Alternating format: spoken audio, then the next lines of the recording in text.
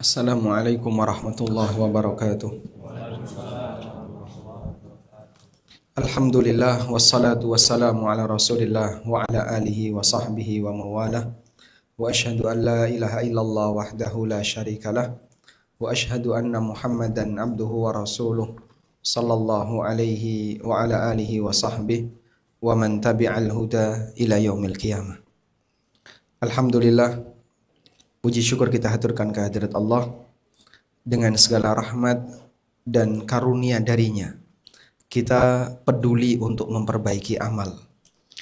Di saat banyak orang yang tidak mau beramal, ada juga orang yang gak peduli dengan kesempurnaan amal. Ada yang gak mau beramal, gak mau sholat, gak mau puasa.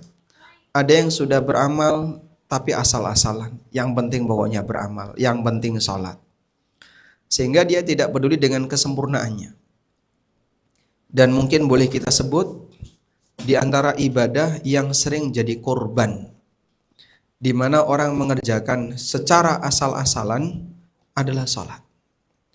Kalau saya bimbing jamaah umroh, mereka bisa serius untuk belajar. Sehingga jamaah umroh kalau dikasih arahan, ini tidak boleh, ini dilarang, itu ngikut. Karena mereka merasa ibadah umroh itu mahal. Ibadah umroh itu butuh waktu yang panjang. Tapi kalau sholat, nanti kalau sholat ini batal kan masih ada sholat berikutnya. Besok bisa diulangi lagi. Sehingga kadang orang ketika diajari sholat yang benar, dia keberatan. Ada beberapa kasus kami menjumpai orang yang sholat atau wudunya salah waktu itu ya. Dan kita ingatkan, ada yang mau nerima, ada yang tidak mau nerima. Sebagai contoh, ini waktu itu ketemu di Bandara Suta. Ada orang wudu, cuci muka, cuci kaki, cuci tangan, ngusap kepala, terus ke musola. Yang salah di mana, Pak? Ya kebalik. Habis cuci muka, cuci kaki dia. Sehingga karena kebalik seperti itu, saya ingatkan, Bapak wudunya kebalik, nanti batal. Tidak apa-apa, yang penting sudah. Bayangan dia pokoknya sudah basah, selesai. Orang kalau wudu seperti ini sah nggak? Kenapa nggak sah? Tidak berurutan. Ada orang berniat nawaitul wudu misalnya, terus nyemplung sungai atau nyemplung kolam ya, dengan gaya dada, ya, plung dada. Artinya seluruh basah kuyup. Sah nggak wudunya, Pak? Kenapa nggak sah? Karena tidak sesuai urutan. Wudu itu ada tata caranya, bukan yang penting asal basah. Sehingga ada sebagian orang yang ketika diingatkan seperti ini, bodoh amat, yang penting pokoknya sudah basah. Ya, masalahnya nanti beresiko kepada keabsahan. Ada juga sebagian orang yang ketika sholat terlalu cepat. Terus kita ingetin, Bapak kalau sholat seperti ini batal sholatnya karena terlalu cepat. Ya kan udah hafal, Mas. Iya Pak, sudah hafal, tapi kalau terlalu cepat menyebabkan sholat Bapak tidak tumak nina. Dan orang yang tidak tumak nina ketika sholat, batal sholatnya. Dan beragam, di mana orang itu tidak peduli untuk menjaga kesempurnaan sholat. Lalu saya diundang di beberapa panitia kajian untuk membahas tentang cara khusyuk dalam sholat.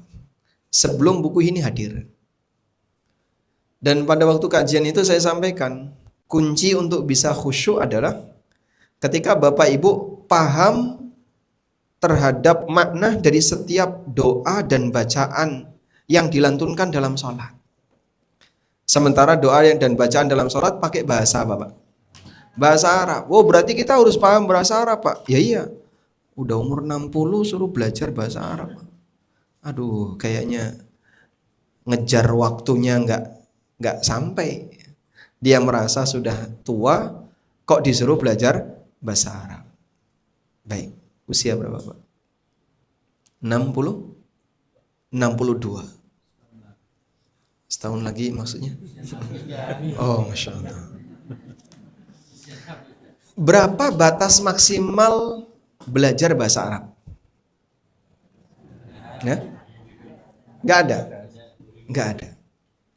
Jadi kalau kita sepakat Al-Quran berbahasa Arab, hadis Nabi SAW berbahasa Arab, penjelasan para ulama juga pakai bahasa Arab, berarti kan satu-satunya cara untuk bisa paham itu harus paham bahasa Arab. Dia merasa keberatan. Akhirnya saya berpikir, iya, kalau untuk bisa khusyuk saja, mukaddimahnya harus sepanjang itu, kayaknya mungkin banyak orang yang nggak sanggup. Maka saya berkomitmen, bisa nggak dibuatkan satu buku khusus yang isinya fokus membahas tafsir bacaan sholat. Tafsir kalimat A'udzubillahi minasyaitonirrajim, tafsir Bismillahirrahmanirrahim, kemudian renungan Al-Fatihah, kemudian juga doa-doa ketika ruku. Subhana rabbiyal azim itu tafsirnya apa sih? Setidaknya kalau orang baca tafsir itu, dia bisa merenungkan kandungan yang ada di sana.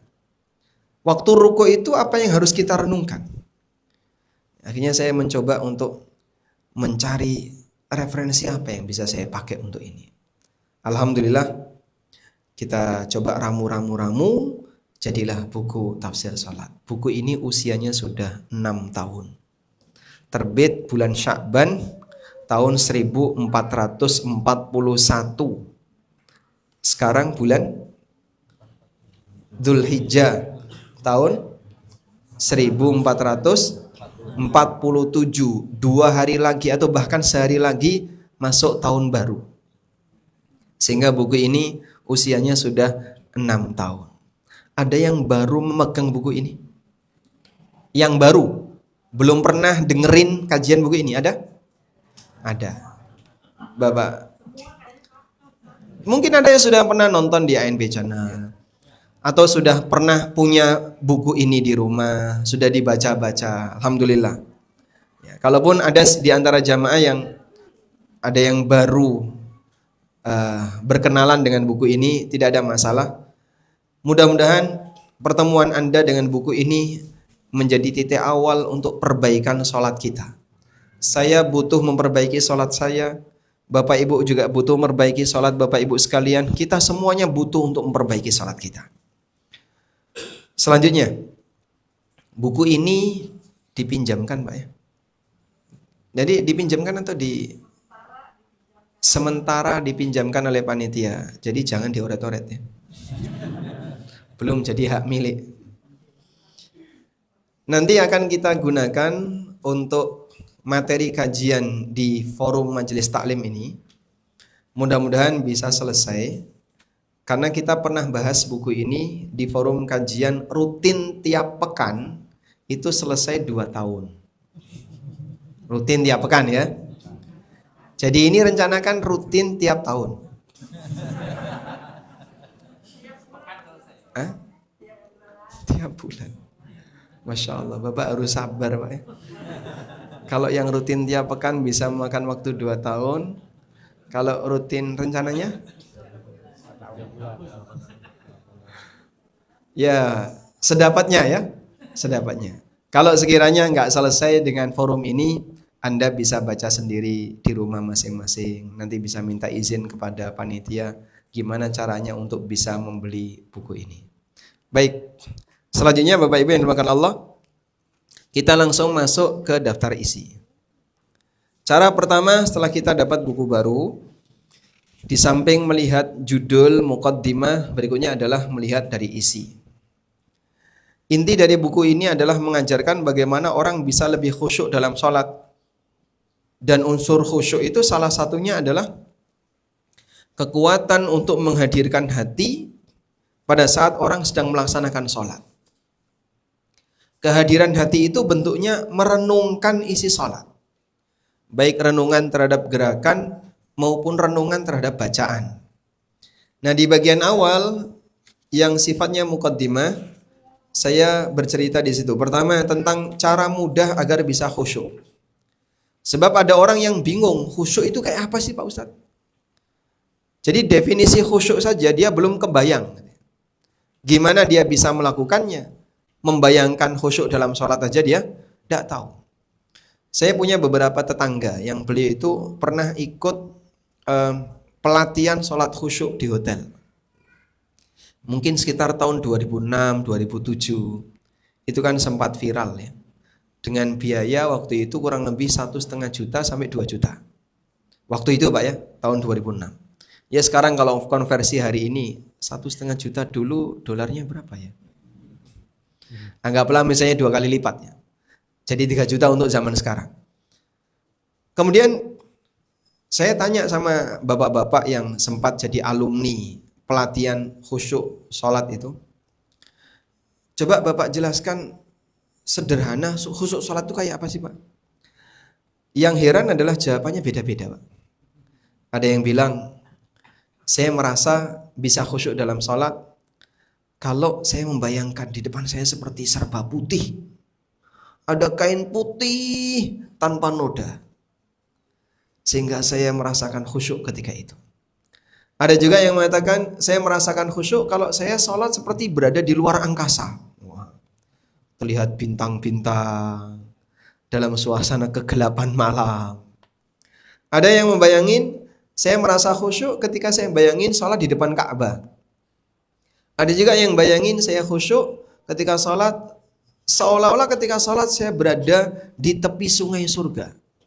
Terdengar suara gemericik air. Jadi kalau jawabannya beda kayak gini, terus standar yang benar yang mana Pak? Akhirnya malah saya membuat kesimpulan.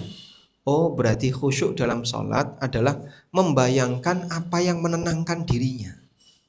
Sehingga mungkin bapak-bapak merasa khusyuk ketika bayangin bidadari, itu boleh nggak? Nggak Pak? Nggak boleh? Bapak merasa tenang ketika bersama bidadari atau nggak tenang? Kok gede-gede kenapa? Nggak berani jawab.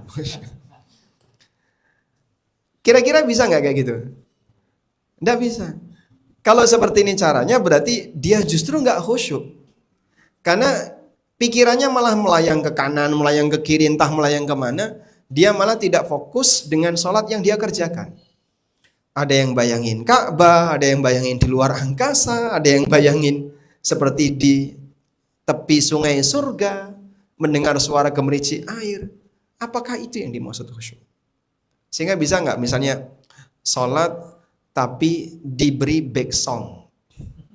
Ya. Jadi di rumah misalnya bapak mau sholat, ibu mau sholat nih. Kasih apalah sound atau suara apa yang kira-kira membuat kita tenang. Ada orang yang seneng suara burung, dinyalain dulu suara burung terus dia sholat. Apakah itu khusyuk? Sehingga dia bisa merasakan ketenangan dengan mendengar suara burung saat sholat. Itukah khusyuk? Tidak. Atau dia dengerin suara angin, atau dia dengerin suara air, atau dengerin apalagi suara murotal misalnya. Lah kalau selera orang nggak di situ, saya merasa bisa tenang kalau dengerin suara lagu pop. Dia setel lagu pop atau dangdut terus sholat, merasakan ketenangan sambil menikmati suara lagu. Bisa nggak? Ya malah rusak sholat. Nah ini semuanya menunjukkan bahwasanya ada orang yang kadang dia sendiri tidak tahu definisi khusyuk dalam sholat itu apa, sehingga dia membayangkan, berimajinasi kalau khusyuk itu modelnya A, B, C dan seterusnya. Baik. Karena itu di buku ini saya kasih pengantar hakikat dari khusyuk itu apa. Kemudian pembahasan berikutnya di situ tentang 5 catatan mengenai khusyuk dalam salat. Ada catatan pertama mulai dari hukum khusyuk, antara khusyuk mukmin dan khusyuk munafik. Kemudian pahala salat yang didapatkan hamba setingkat dengan nilai kualitas khusyuknya. Dan ini berdasarkan keterangan Ibnu Abbas radhiyallahu anhu. Beliau pernah mengatakan, kau tidak akan mendapatkan pahala dari salatmu illa ma aqala minha, kecuali senilai dengan apa yang kau pikirkan tentang salatmu. Kemudian tentang makna melihat Allah ketika beribadah, sebagaimana yang pernah disabdakan Nabi SAW, anta'budallaha ka'annaka tarah, kau beribadah kepada Allah seolah-olah kau melihat Allah. Makna seolah-olah kau melihat Allah adalah Bagaimana dia menghadirkan suasana batin pada saat ibadah seolah-olah melihat Allah. Di bagian ini kita bahas. Kemudian tentang khusyuk itu ketenangan batin. Bukan sebatas gerakan badan. Jadi kalau ada orang yang sholat, kok itu badannya gemeter Pak? Apakah itu yang dimaksud dengan khusyuk? Sehingga kadang tangannya digerak-gerakkan. Kadang sambil geleng-geleng.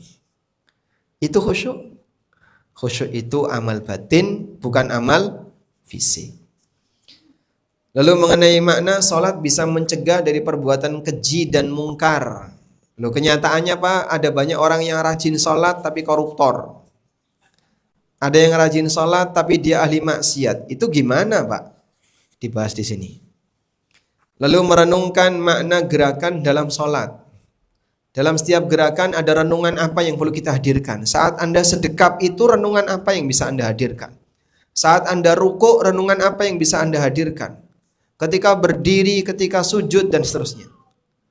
Karena gerakan itu terkadang membawa kepada suasana perasaan.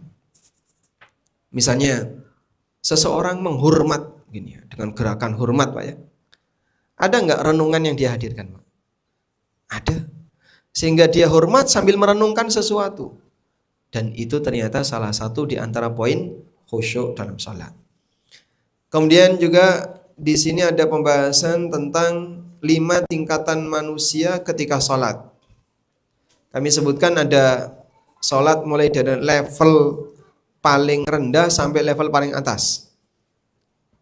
Lalu beberapa contoh orang yang salat di level kelima.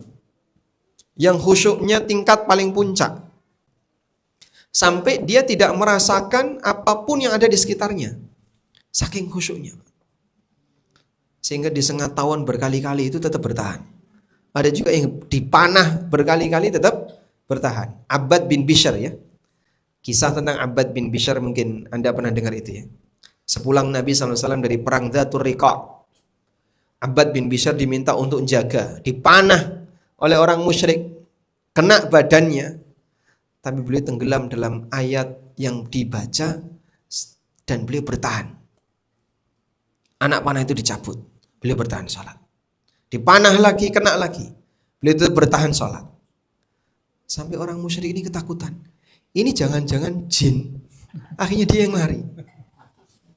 Karena berkali-kali dipanah, tapi nggak berkutik. Tetap bertahan dalam sholat. Sebab orang itu kalau dalam kondisi tertentu, serius, dia walaupun sakit, tetap bisa bertahan. Saya kadang melihat ya, Bapak kalau misalnya berjemur di depan, pas suhu Depok 35 derajat. Suhu Depok paling tinggi berapa yang pernah Bapak jumpai? 37. Suhu 37 Bapak berjemur di depan. Siang hari jam 12. Kira-kira kuat berapa lama? 10 menit kuat? Nggak kuat? Nggak kuat. Kebayang nggak Pak dengan jamaah haji yang berjemur di Arafah? Itu suhunya 45. Panas seperti itu dengan pakaian kayak gitu. Kita mungkin pakai tutup kepala. Kalau haji kan nggak boleh tutup kepala bagi laki-laki ya. Dia bisa berjemur di bawah terik matahari di padang Arafah dengan suhu 45 derajat. Masya Allah. Karena kekuatan batin itu bisa membuat orang lebih tahan walaupun dia merasakan sakit. Nah itu kita bahas di catatan ini. Sebab orang kalau terlalu fokus dengan hal tertentu sampai dia melupakan sisi yang lain. Bapak naik motor, boncengan dengan istri dan seorang bayi anaknya. Lalu terjadi tabrakan. Semuanya terpelanting. Bapak terpelanting, anak terpelanting, istri terpelanting, HP terpelanting. Ya? Kemudian Anda bangun. Apa yang Anda cari pertama kali? A. Istri. B. Anak. C. HP. D. Motor. E. Yang nabrak. Apa yang akan Anda cari pertama kali? Anak atau istri? Anak. Handphone. Mana HP saya? Jadi kalau istri terjatuh dengan dompet terjatuh, yang dicari pertama kali yang mana, Pak? Dompet. Lebih penting mana, Pak? Nggak usah suudon kayak gitu ya. Selanjutnya, lalu Anda cari anak misalnya, karena bayi ya, mungkin Bapak merasa ini yang perlu diselamatkan pertama. Bapak langsung menuju anak Bapak, alhamdulillah dapat. Anak itu langsung dirangkul. Kemudian Anda berjalan, diingetin sama orang, Pak, kepalanya berdarah. Oh iya, merasakan sakit nggak? Saat itu dia tidak merasakan sakit. Kenapa, Pak? Karena fokus pada anak. Makanya kalau ada yang tanya, gimana Nabi SAW tahajud sampai bengkak kaki beliau? Apa beliau tidak merasakan sakit? Ilustrasinya seperti itu. Ini penjelasan yang disampaikan oleh Dr. Utsman Al-Khamis, hafizahullah. Saat beliau ditanya, kok bisa orang yang sholat sampai bengkak kakinya dan dia bertahan? Ilustrasi beliau kayak gitu. Ada orang mengalami kecelakaan, mungkin sampai berdarah, kepalanya luka, ya. Kepalanya lobang, terluka, dia keluar darah, tapi karena darahnya belum kena mata, nggak kelihatan. Terus dia menyelamatkan anaknya, diberitahu, Bapak kepalanya berdarah. Oh iya, aduh sakit. Dia baru bilang sakit setelah melihat kepalanya berdarah. Andai kan nggak tahu kan santai dia. Itu contoh. Karena ketika orang sangat konsen dengan hal tertentu, sampai dia melupakan luka yang ada di badannya. Konsentrasi sahabat ketika perang dalam rangka menyelamatkan Rasulullah SAW itu luar biasa, sampai mereka tidak peduli badan. Sehingga para sahabat itu kan rata-rata bawa luka. Punggung lelaki zaman sekarang itu mulus, isinya jerawat. Sahabat itu badannya penuh dengan luka, keloid. Perang ini terluka, sembuh jadi keloid. Perang ini terluka, sembuh jadi keloid. Badannya penuh dengan keloid. Sehingga sahabiat, ibu-ibu sekalian ya, suaminya itu rata-rata orang yang penuh luka. Karena mereka berperang. Sampai Az-Zubair bin Awam, siapa nama istrinya Zubair bin Awam? Zubair bin Awam, siapa nama istrinya? Asma binti Abi Bakar. Zubair itu pernah cerita, "Ma min udwin fi badani illa wahfihi jurhun ma'an Nabi SAW." Setiap organ di badanku, di situ pasti ada luka. Hantantaha ila farji, sampai luka itu mengenai kemaluanku. Karena mereka perjuangannya luar biasa. Terus gimana Pak waktu perang itu? Apa nggak merasakan sakit? Karena mereka berusaha untuk menyelamatkan Nabi SAW, fokus kepada Rasulullah SAW, sampai kadang tertusuk banyak senjata bagi mereka. Ya, sakitnya mungkin setelahnya. Saking semangatnya. Nah, itulah gambaran orang yang saking khusyuknya dalam sholat, sampai dia tidak merasakan sakit yang mengenai badannya. Seperti di halaman 44 itu ada cerita ya, disengat tawon tetap bertahan sholat. Ini yang dialami oleh Imam Bukhari. Beliau sholat tapi celekat-celekit di punggung, karena disengat tawon, tapi beliau bertahan. Sampai selesai sholat ada belasan bekas sengatan. Baru terasa selesai sholat. Lalu ada cerita tentang sholatnya orang munafik. Orang munafik sholat nggak Pak? Hah? Sholat nggak orang munafik? Makanya orang Muslim Indonesia dengan orang munafik mungkin pintar orang munafik, lebih rajin orang munafik. Orang munafik itu diceritakan oleh Allah dalam Al-Quran, wa idza qamu ilas salati qamu kusala. Orang munafik kalau mengerjakan sholat, mereka sholatnya malas-malasan. Muslim Indonesia dia nggak sholat. Lebih rajin mana sama yang munafik? Lebih rajin orang munafik. Makanya nggak sholat itu bisa keluar dari Islam. Walaupun KTP-nya Muslim. Munafik saja keluar dari Islam walaupun dia sholat, apalagi yang enggak sholat. Tapi sholatnya munafik ini sholat yang sangat tidak berkualitas. Sholatnya terlalu cepat, tidak tumak nina, kemudian ketika sholat juga nunda waktu, sehingga mepet waktu mau habis baru sholat. Nabi SAW pernah mengatakan, tilka salatul munafiqin, tilka salatul munafikin. Seperti itu loh sholatnya orang munafik. Kayak gitu sholatnya orang munafik.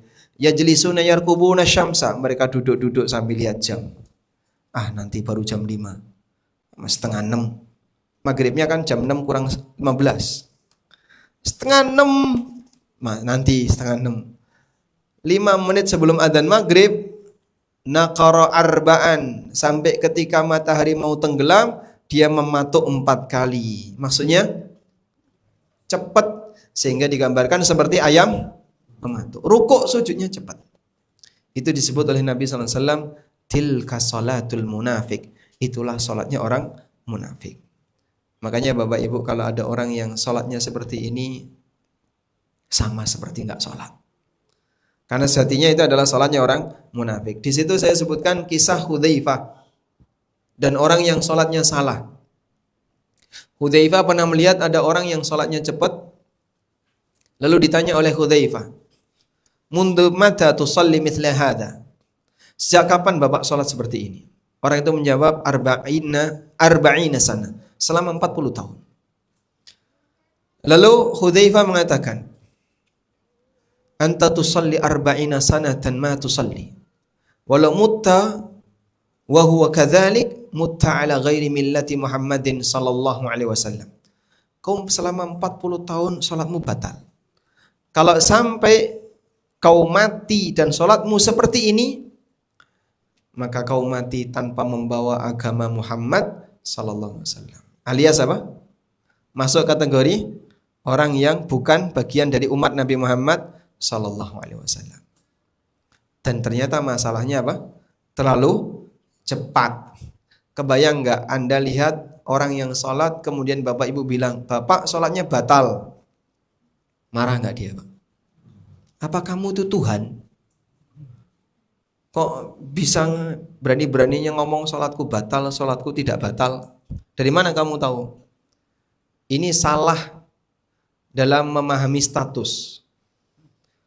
Bedakan antara batal, sah, dan diterima. Sama atau beda? Beda.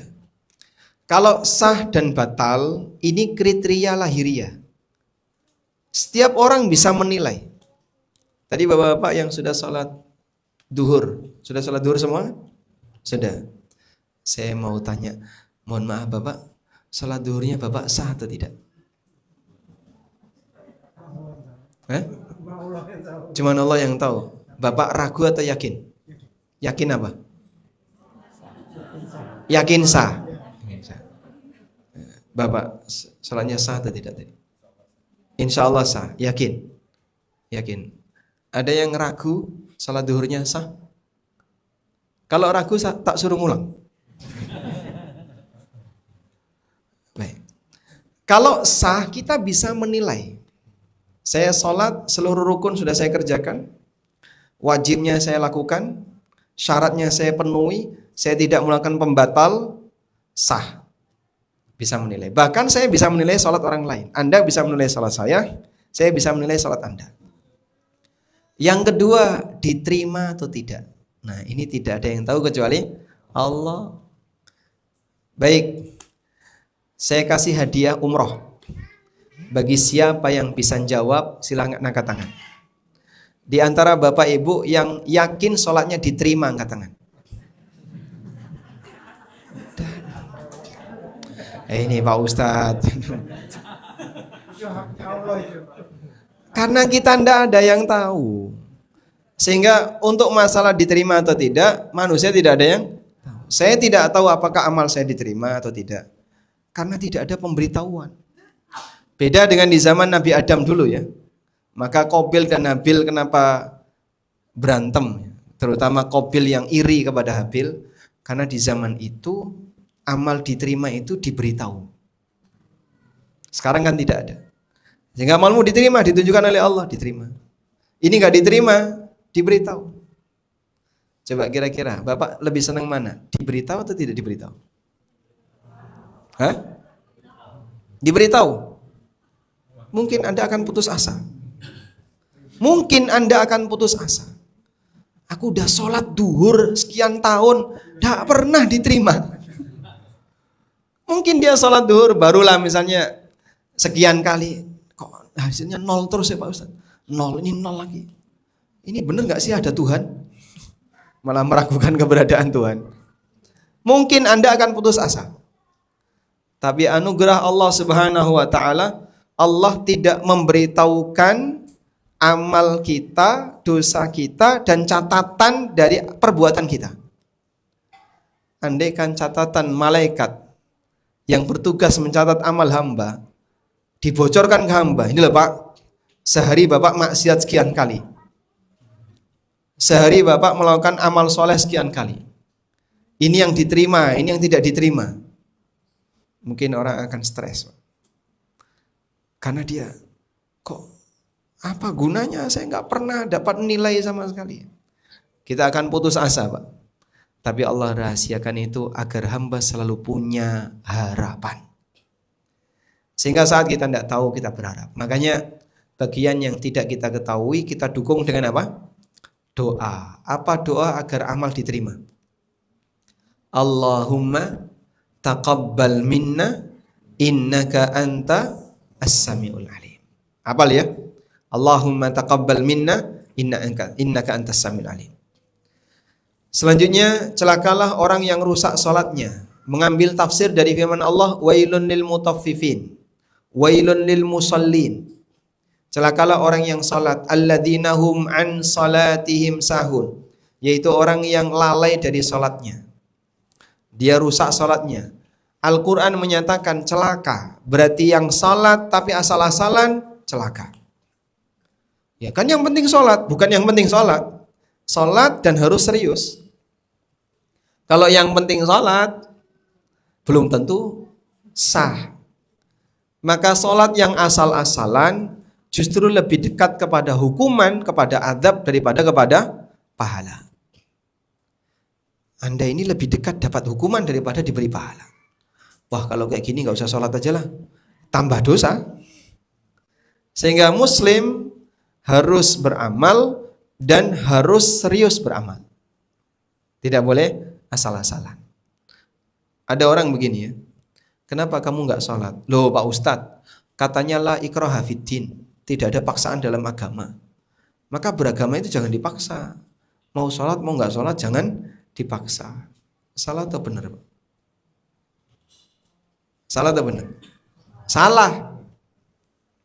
Yang dimaksud la ikraha fiddin adalah kau memang tidak dipaksa untuk masuk Islam. Tapi kalau sudah masuk Islam, wajib menjalankan syariat Islam. Ibarat ya, ada 5 pilihan kampus. Kamu tidak dipaksa untuk masuk UI. Kau boleh pilih kampus UGM, ITB, ITS, UNER atau kampus yang lain. Tapi begitu kau masuk UI, jalankan tugasmu sebagai mahasiswa. Paham ya? Karena ada sebagian orang yang kadang dia nggak mau sholat, nggak mau ibadah, alasannya kan nggak boleh dipaksa, la ikraha fiddin. Salah kamu. Kalau sudah masuk Islam, maka kau harus menjalankan kewajiban sebagai muslim. Dan kalau sudah melaksanakan kewajiban, harus serius, tidak boleh asal-asalan. Kemudian pembahasan berikutnya, curang dalam salat. Ini mengambil tafsir dari firman Allah, wailun lil mutaffifin. Kalau curang berkaitan dengan hak orang lain saja dilarang.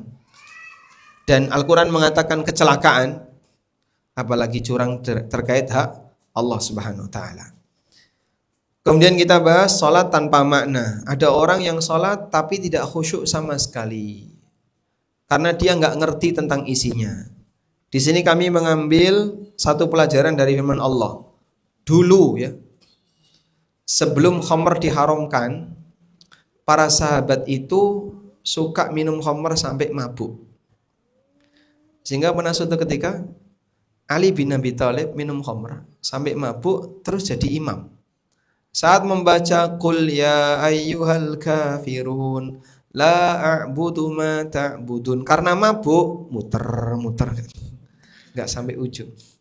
Sampai beliau membaca wa a'budu ma ta'budun, aku akan menyembah apa yang kalian sembah. Jadinya apa, Pak? Kebalik. Sehingga yang seharusnya ayat itu menyatakan tauhid, ini malah membela kesyirikan. Maka Allah turunkan, ya ayyuhalladzina amanu la taqrabus salata wa antum sukara hatta ta'lamu ma taqulun. Wahai orang yang beriman, janganlah kalian salat, jangan mendekati salat ketika kalian dalam kondisi mabuk, sampai kalian paham isi dari apa yang kalian baca, sampai mabukmu hilang. Ya? Itu dinyatakan oleh Allah, hatta ta'lamu ma taqulun, sampai kalian paham dengan apa yang kalian baca. Sejak saat itu, maka para sahabat gak berani minum khamr kecuali setelah isya. Jadi dia minum setelah isya, subuh sudah siuman. Mungkin dia mendem jam 9. Mungkin dia mabuk jam 10. Nanti sampai subuh sudah sadar. Nah, yang bisa kita kasih catatan begini. Orang yang mabuk nggak boleh sholat karena nggak paham isinya. Kita tidak perlu mabuk dan nggak paham isi sholat. Ya, Pak. Apakah perlu minum khamr dulu untuk tidak paham isi sholat, Pak? Oh, dia nggak minum khamr aja nggak paham. Maka ada celaan di situ ya. Itulah orang yang sholat tanpa makna. Selanjutnya, mengamalkan sunnah yang beragam. Jadi dalam sholat sendiri itu ada beberapa amalan sunnah yang sifatnya beragam. Contoh, bacaan istiftah. Ada versi A, versi B, versi C. Doa iftitah A, doa iftitah B. Contoh yang lain, bacaan tasyahud. Ada tasyahud versi A, versi B, versi C. Semuanya diajarkan oleh Nabi SAW. Sehingga praktek yang benar gimana? Amalkan semuanya secara bergantian. Ini yang disebut dengan mengamalkan sunnah secara beragam. Karena ada amalan sunnah versi A, amalan sunnah versi B. Salah satu di antara manfaatnya adalah melestarikan semua sunnah Nabi SAW. Yang kedua, menghindari fanatisme kelompok. Bapak kalau membaca doa iftitah apa yang dibaca? Allahu Akbar kabira walhamdulillahi katsira. NO kamu ya. Doa iftitah apa? NO. Kalau Anda Allahumma ba'id baini wa baina khataayaya kama ba'adta bainal masyriqi wal maghrib. Oh, ini Muhammadiyah ini. Sebutkan tahiyat NO. Apa tahiyat NO, Bapak? Hah? Allahumma salli ala sayyidina. At-tahiyyatul mubarakatus salawatut thayyibatu lillah. Tahiyat NO. Kalau Muhammadiyah, at-tahiyyatu lillah was-salawatu wat-thayyibat. Assalamu alayka ayyuhan nabiyyu wa rahmatullahi wa barakatuh. Jadi ada istilah tahiyat NO dan tahiyat Muhammadiyah. Sejak kapan ada pembagian kayak gitu? Apa Nabi SAW dulu mengajarkan yang NO ini, yang Muhammadiyah ini? Padahal dua-duanya diajarkan oleh Nabi SAW. Ada orang yang tanya, Pak, takbiran itu 2 kali atau 3 kali toh, Pak? Allahu Akbar, la ilaha illallah, wallahu akbar. Atau 3 kali. Allahu Akbar, Allahu Akbar, Allahu Akbar. La ilaha illallah, wallahu akbar. Yang benar yang mana? Kalau kamu sholat di masjid 3 kali, kalau di lapangan 2 kali. Maksudnya paham? Loading dulu ini. Itu NO dan Muhammadiyah, Pak. Kalau yang 2 kali Muhammadiyah, kalau yang 3 kali NO. Padahal dua-duanya benar. Dari mana itu terjadi? Karena masyarakat kita memahami salah satu, cuman itu saja yang dipakai, yang lain ditinggalin. Akhirnya seolah-olah itulah yang berpengaruh pada posisi ormas. Sehingga bapak kalau ditanya, bapak tahiyatnya gimana? Ya kadang ini kadang ini. Kamu itu NU atau Muhammadiyah? Muhammadinu. Gabungan NU dan Muhammadiyah. Subhanallah. Makanya mengamalkan sunnah beragam ini tujuannya untuk itu. Ya. Kemudian bacaan sebelum sholat. Dalam sunnah Nabi SAW tidak ada bacaan sebelum sholat. Mau ta'awud, mau baca Al-Falaq, An-Nas, apalagi baca Fatihah atau baca Usolli dan seterusnya, itu semuanya tidak ada. Rasulullah SAW tidak pernah mengajarkan bacaan apapun sebelum sholat. Di bagian ini kita bahas itu. Nah selanjutnya saya bahas secara terpisah takbiratul ihram, kemudian tentang fikih bersedekap dalam sholat, tentang doa iftitah, barulah masuk ke ranah tafsirnya. Doa iftitah apa tafsirnya? Ta'awud apa tafsirnya? Bismillah tafsir basmalah. Lalu tadabbur al-fatihah. Lalu tentang amin, fikih tentang amin. Bacaan amin yang salah. Ini mohon maaf ya, sebagian ulama menilai batal. Ghairil maghdubi alaihim waladdallin. Amin. Batal. Karena dia dianggap berbicara dalam sholat. Sebagian ulama menilai batal. Sebab mim disukun di situ. Amin. Itu artinya orang yang sengaja melakukan. Waladdallin. Amin. Itu sama dengan teriak orang yang sengaja melakukan. Ini sholat kok malah ngomong. Tapi pakai bahasa Arab ya. Yang benar gimana Pak? Tasjidnya hilangkan. Ada dua cara baca amin yang benar ya. Bisa A-nya panjang, bisa A-nya pendek. Boleh dibaca amin. Boleh dibaca amin. Dua-duanya boleh. Jadi minnya yang panjang, min. Tapi mim jangan ada tasdid. Maka mimnya jangan sampai terbaca tasdid. Amin.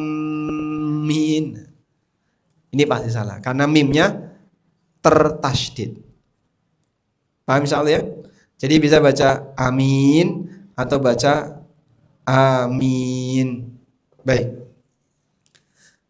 Kemudian tentang apakah makmum perlu baca Fatihah ataukah tidak untuk sholat jahriyah. Jadi kalau imamnya keras, apakah makmum perlu baca surat Al-Fatihah atau tidak? Kemudian memilih surat sesuai sunnah. Dan di situ kami sebutkan beberapa sunnah Nabi SAW. Sholat subuh baca apa, sholat duhur baca apa, dan seterusnya. Lalu tentang tumak ninah ketika sholat. Saya mau tanya, Bapak pernah nggak dengar tumak ninah Pak? Pernah ya? Apa itu tumak ninah? Diam sejenak. Ketika duduk di antara dua sujud. Diam sejenak ketika kapan tumak ninah itu? Ketika sedang melakukan rukun sholat. Ada dua gerakan yang pasti tumak ninah. Saat berdiri dan saat tasyahud. Ada gerakan yang kadang tidak tumak ninah. Rukuk, iktidal, sujud di antara dua sujud. Makanya Nabi SAW ngasih peringatan di bagian gerakan ini. Karena di bagian ini kalau tidak tumak ninah, sholatnya batal. Ada orang yang masuk masjid, kemudian dia sholat 2 rakaat. Selesai sholat, dia menghampiri Rasulullah SAW. Setelah menyampaikan salam, kemudian dijawab, Nabi SAW lalu mengatakan, irji fasalli fa innaka lam tusalli. Balik sholat, karena tadi sholatmu batal. Dia ngulangi sholat. Fasalla kama salla. Maka dia pun mengerjakan sholat persis sebagaimana sholat sebelumnya. Setelah itu menghampiri Nabi SAW, lalu beliau perintahkan, irji fasalli fa innaka lam tusalli. Balik, ulangi lagi sholatmu, karena tadi sholatmu batal. Terus seperti itu sampai 3 kali. Tapi sahabat ini tidak emosi. Mungkin kalau kita tinggal melayu, keluar masjid, bodoh amat, berkali-kali kok disalahkan. Sahabat ini kemudian mengatakan, "Walladzi ba'atsaka bil haqq ma uhsinu ghaira dzak." Demi zat yang telah mengutus Anda dengan membawa kebenaran, aku tidak bisa salat yang lebih baik daripada ini. Lalu diajari Nabi SAW salat dengan tumak nina. Ternyata penyakitnya orang ini apa? Ruku' i'tidal sujudnya terlalu cepat sehingga dia tidak tumak nina, maka salatnya batal. Baik. Selesai pembahasan tumanina tentang fikih takbir intikal dan terus sampai tasyahud akhir salam. Sampai di situ kemudian kita tambahkan tentang zikir setelah salat. Selesai walhamdulillah.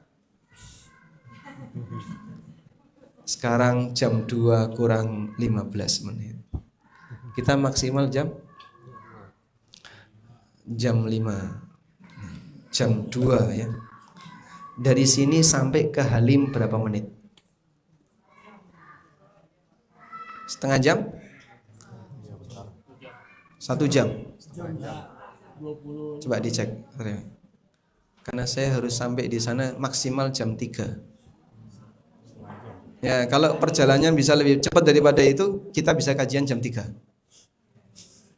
Setengah 3. Baik, di sisa waktu kita gunakan untuk diskusi terbatas. Barangkali ada sebagian jamaah yang mau menyampaikan sesuatu, kami persilahkan. Betul.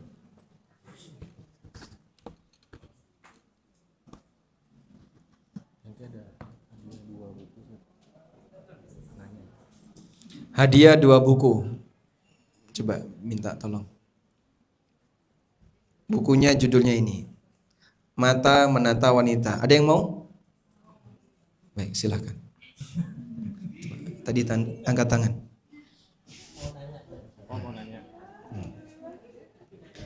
Ada lagi yang mau?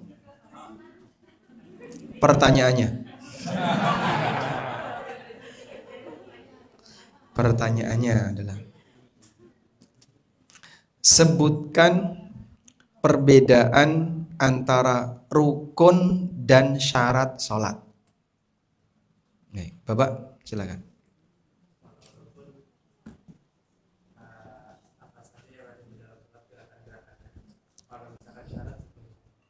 Kalau rukun adalah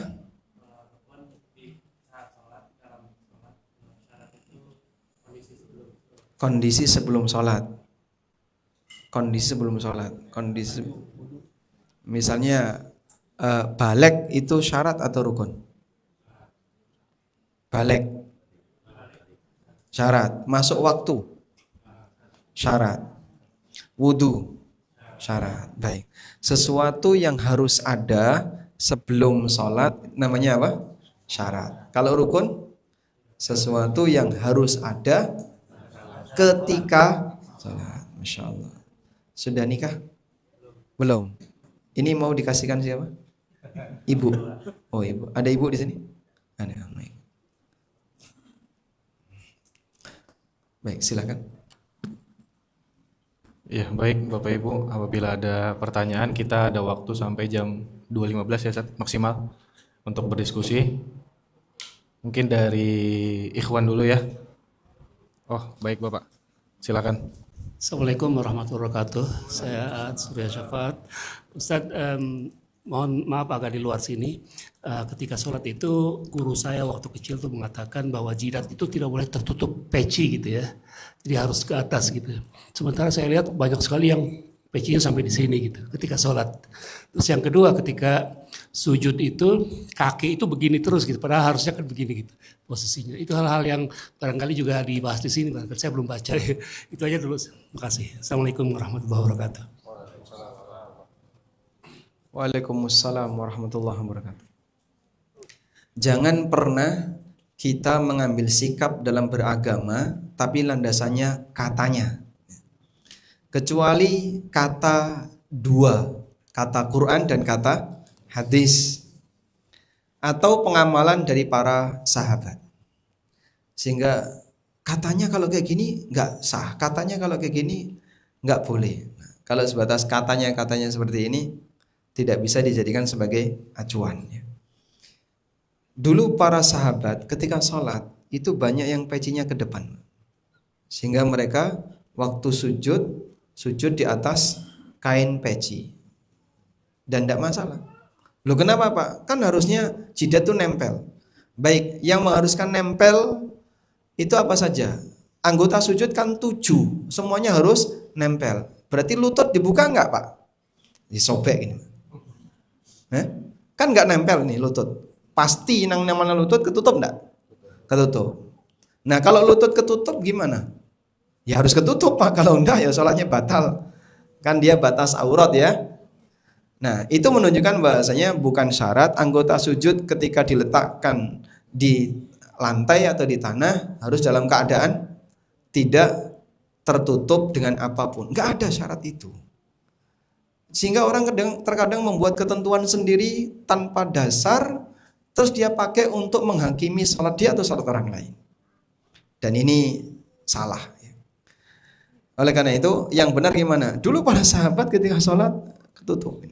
Yang kedua, kalau sholat pakai sajadah boleh enggak? Boleh. Terus dahi kena sajadah, apa harus dilubangi? Tidak. Apalagi sholat di lantai 2, ada jarak jauh antara tanah dengan dak lantai 2. Maka ini bukan syarat sahnya sujud, tapi yang penting nempel. Karena itu dalam keterangan yang disampaikan oleh para ulama, orang yang sujud dan tidak nempel itu ada 2. 1, tidak nempel karena ketutupan anggota sujud yang lain. Misalnya tangannya ditumpuk. Jadi saat sujud harusnya kan tangan kanan dan kiri nempel, tapi dia tumpuk, di tengah ditumpuk. Yang paling sering kakinya ditumpuk. Saya sering lihat itu. Jadi selesai duduk di antara 2 sujud, terus sujud lagi, nah kakinya itu begini. Yang ini nempel, yang ini di atas. Itu yang paling sering. Berarti salah satu kaki nggak nyentuh, karena kakinya berada di atas, bertumbuh dengan kaki yang lain. Maka dia mempermasalahkan bagian yang tidak harus terbuka, tapi dia sendiri terkadang melakukan kesalahan karena nggak ditempelin, terutama kaki. Ada pertanyaan, ibu-ibu Pak Ustadz, kalau dia pakai mukna yang pisahan antara bawahan sama atas, saat sujud itu kan terus kain muknanya ke depan, ya. Akhirnya dia sujud di atas mukna, sah atau tidak? Sah. Jadi bukan syarat muknanya ditarik. Nanti ketika sujud otomatis karena posisi tangan ini antara sejajar pundak atau sejajar telinga, nanti muknanya akan terjuntai ke depan. Apakah harus ditarik ke belakang? Berapa kali Anda harus narik kayak gitu? Setiap sujud? Gak perlu. Karena bukan syarat dahi ini harus nempel langsung, baik dengan lantai, dengan sajadah maupun dengan tanah. Wallahu a'lam. Nggih, monggo. Ketika imam sudah sholat, sudah membaca Fatihah, Amin, apakah makmum perlu baca lagi atau tidak? Nah itu ada di buku. Kalau imam sudah selesai baca Fatihah untuk salat jahriyah, sudah amin, apakah makmum perlu baca Fatihah lagi? Sudah ada di sini ya. Mungkin kami persilahkan untuk baca. Jadi selesai kajian nanti Bapak baca terus. Ya, nanti bisa langsung dibaca. Oh, sudah tahu ya. Alhamdulillah. Baik, terkait dengan doa iftitah, Doa iftitah ya. Ya.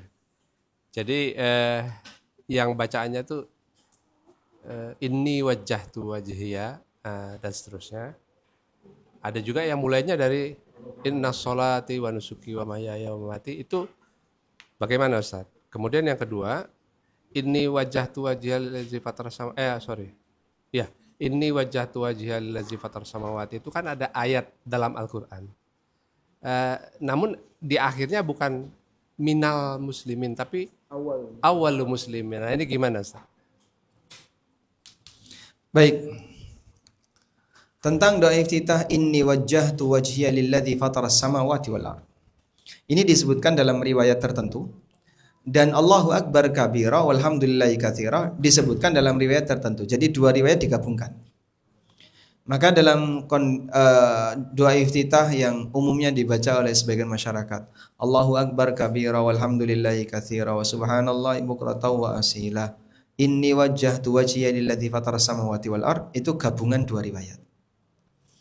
Dan memang ulama beda pendapat antara membolehkan gabungan dua riwayat atau yang menilai tidak sesuai sunnah.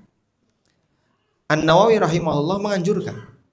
Maka Bapak ketika ruku, saya punya 3 versi doa ruku. Subhana rabbiyal azim, subuhun kuddusun rabbul malaikati warruh, subhana dzil jabarut wal malakut wal kibriya wal azamah, dibaca ketiga-tiganya dalam satu ruku. Boleh atau tidak? Sebagian ada yang mengatakan silahkan. Dan itu An-Nawawi, pendapatnya An-Nawawi. Namun beberapa ulama yang lain seperti pendapatnya Siddiq Hasan Khan, dan ini sebelumnya juga pernah disampaikan oleh Syekhul Islam, seperti kutipan Ibnu Qayyim dalam Al-Wabilus Sayyib, tidak dianjurkan demikian. Sehingga cukup satu saja. Wallahu a'lam. Ya, pertanyaan dari Ibu, ada yang ingin bertanya? Dari akhwat? Tidak ada. Tidak ada. Ya. Oke. Oh baik. Wa ana minal muslimin wa ana awwalul muslimin. Insyaallah dua-duanya boleh. Ya. Karena sebenarnya di situ bukan membaca ayat, tapi membaca teks iftitah. Dan ketika riwayatnya menyebutkan wa ana awwalul muslimin, ya kita ikuti awwalul muslimin. Apa makna wa ana awwalul muslimin? Dan aku adalah orang muslim pertama. Makna pertama di sini bukan maksudnya yang pertama kali masuk Islam, tapi maksudnya adalah yang bersegera untuk menerima Islam. Ya, ada lagi yang ingin bertanya? Oh, baik Ibu. Tolong itu Silakan. mic-nya. Mik kuning. Ya.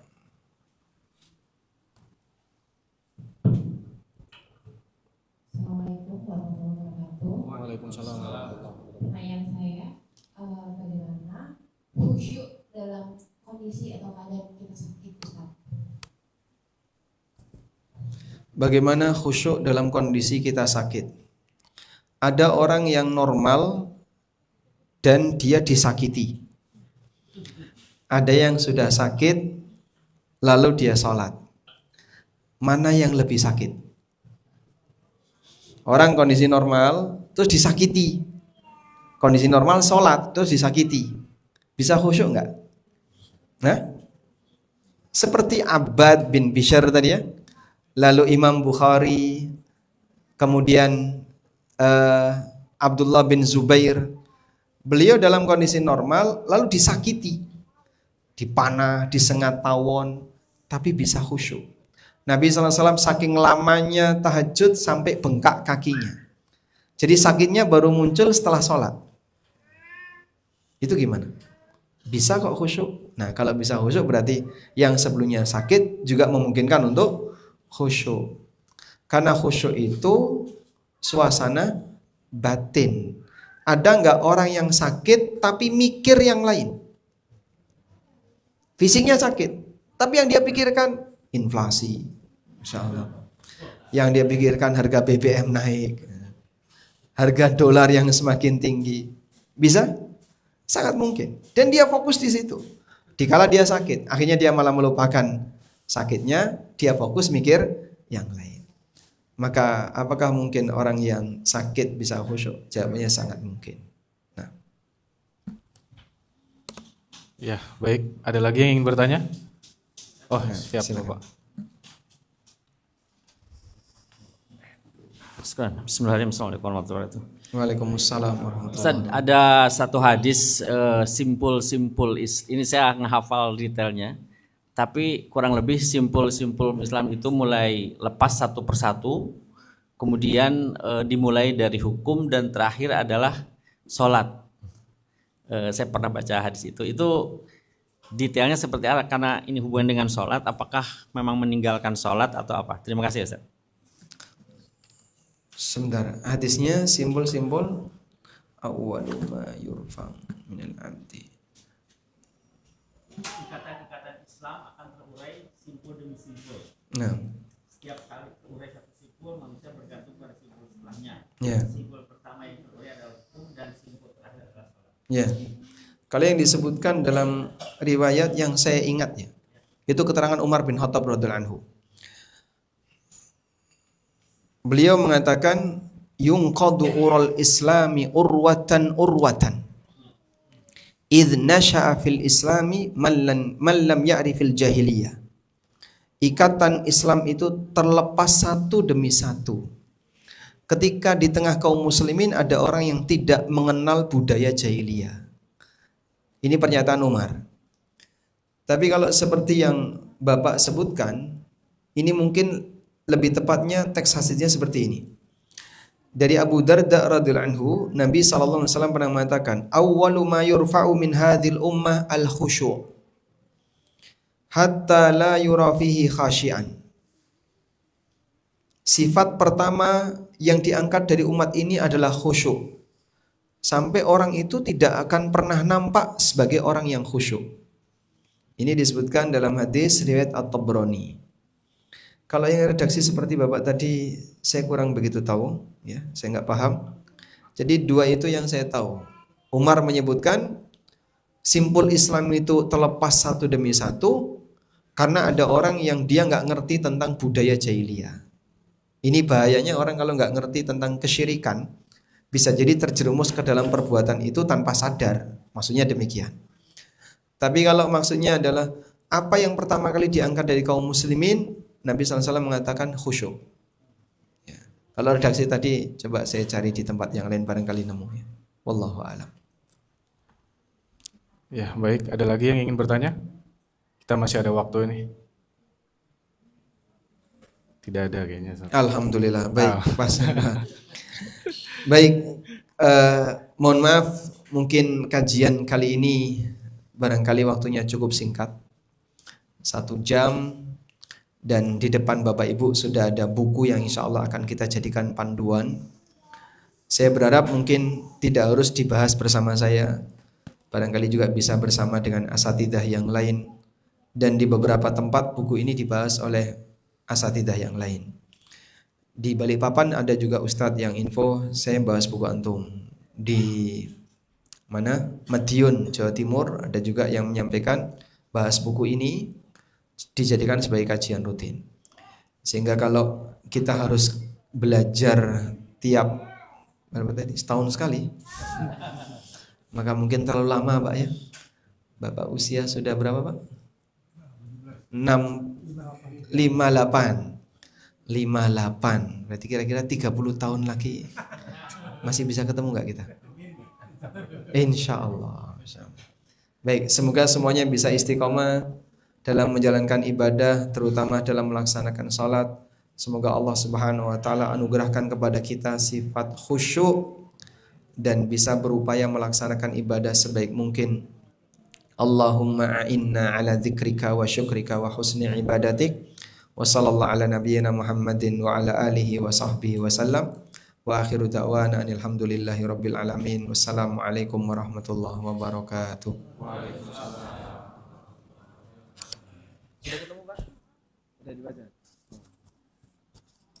Ya baik, alhamdulillah kajian kita selesai.